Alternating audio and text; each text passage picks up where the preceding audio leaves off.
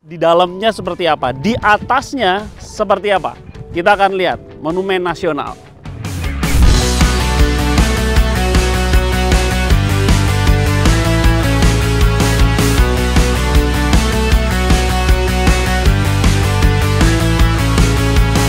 Saya mau ajak kalian semua untuk kita lihat ada apa sih di Monas. Monas ini dibangun tahun 1961, mulai dibangun. Kemudian pembangunannya baru selesai itu 14 tahun kemudian. Yang memprakarsai, yang memerintahkan adalah Soekarno, tapi yang meresmikannya yaitu adalah Presiden Soeharto. 132 meter.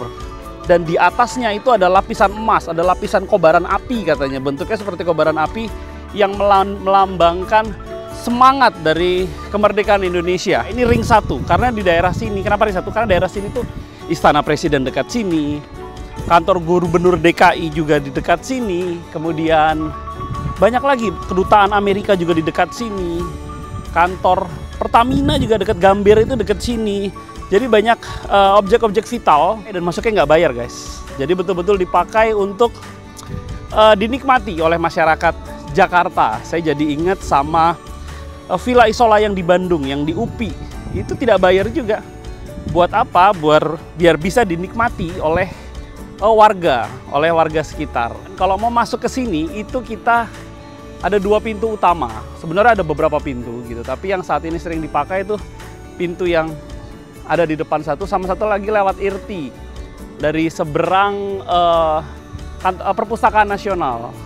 Nah itu begitu kita masuk itu ada tempat parkirnya dan luas motor dan mobil dan semuanya aman ya, secure ya, karena ada parkir resminya. Dan uniknya adalah kalau kita di Borobudur gitu, masuk dulu ke Borobudur, keluarnya baru kita dilewatkan di tempat oleh-oleh. Tapi kalau di sini ke tempat oleh-olehnya dulu di IRTI tadi, tempat makanannya dulu. Setelah kenyang mungkin kira-kira gitu, baru kita dibawa boleh masuk ke sini. Nah tadi jalannya kita dinaik, kalau mau masuk ke sini itu dinaikkan ke kayak ada mobil gratis gitu. Kita harus dari sini. Dan ini katanya gratis.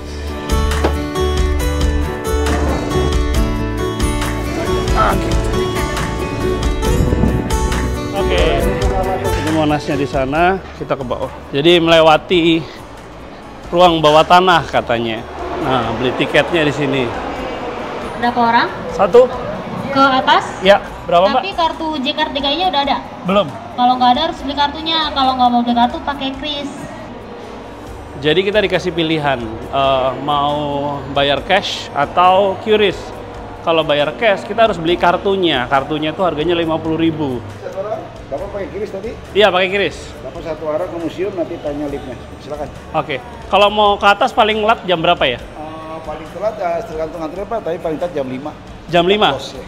Kalau muter-muter di bawahnya itu yang diorama? Kalau udah waktunya naik dulu aja. Mending naik dulu aja ya? Oke. Kalau yang bawah bisa sampai jam berapa?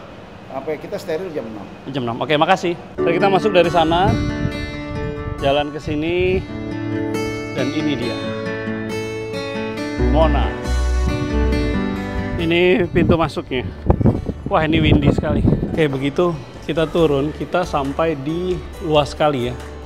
Nah, ini isinya adalah diorama-diorama masyarakat Indonesia purba tahun 3000-2000 sebelum Masehi. Kemudian Candi Borobudur yang dibangun tahun 824.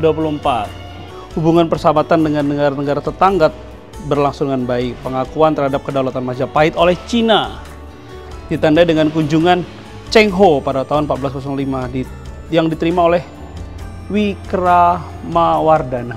Ini ada yang menarik guys. Ini salah satu tokoh favorit saya, Pangeran Diponegoro. Perang Diponegoro 1825 sampai 1830. Ini yang orang bilang katanya hanya 5 menit perangnya. Kidding ya guys. Alih teknologi tahun 1995. Nah itu kayaknya Pak Soeharto. Proklamasi kemerdekaan Indonesia. Saya membaca bagaimana waktu pembaca proklamasi itu ada fotografer kita yang motret. Bagaimana dia menyelamatkan filmnya ditanam di tanah orang Manado. Tanam di tanah sampai akhirnya tidak ditemukan Jepang pada waktu itu. Dan fotonya bisa dirilis Sehingga kita semua bisa lihat kejadiannya pada waktu itu. Cuma belum ada video, mungkin kalau tahun itu saya sudah ada, saya sudah nge-vlog. Ini guys, proklamasi kemerdekaan kita guys, sebelum ditangkap sama Jepang. Oke, mari kita naik ke atas.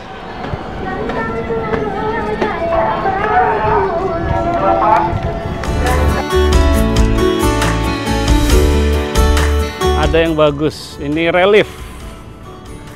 Ini karya seni 3 dimensi dari zaman perjuangan kita. Kemarin baca bahwa bambu runcing itu yang ngajarin Jepang. Caranya, bahkan melatih menggunakannya. Mungkin Jepang mempersiapkan untuk melawan Belanda. Kenapa burung Garuda?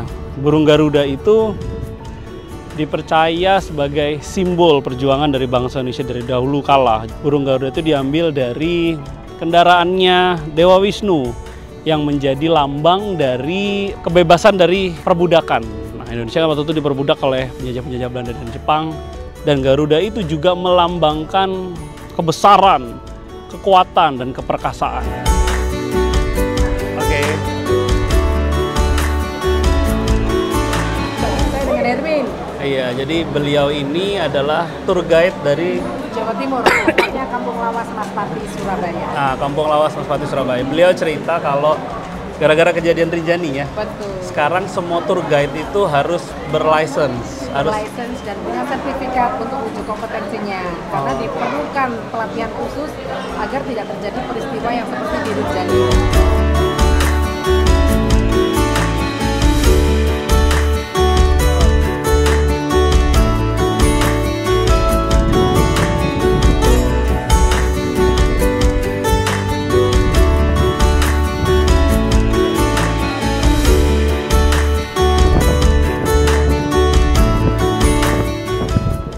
teropong untuk kita bisa lihat. Silakan Pak.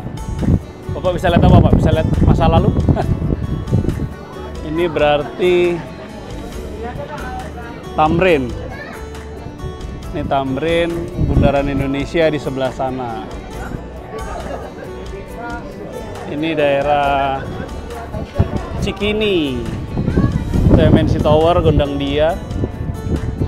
Cikini, Salemba nih, daerah sana nih. Itu Perpustakaan Nasional. Ini mungkin daerah Kelapa Gading ya, Kelapa Gading semua. Naiknya ngantri, turunnya juga ngantri guys. Mas, makasih ya. Nah tadi kan kita dari atas. Nah, waktu turun itu sengaja diberhentikan di sini. Ini di cawannya istilahnya. Nah, dari sini kita bisa lihat Jakarta 360 derajat. Mataharinya bagus banget, warna kuning. Demikian vlog hari ini. Semoga bermanfaat, semoga membuat mereka yang belum pernah, teman-teman yang belum pernah ke Monas jadi pengen ke Monas. Luar biasa kok. Dan jangan lupa untuk like, subscribe, apalagi, dan share. Thank you. Yang belum share, ayo share. Thank you.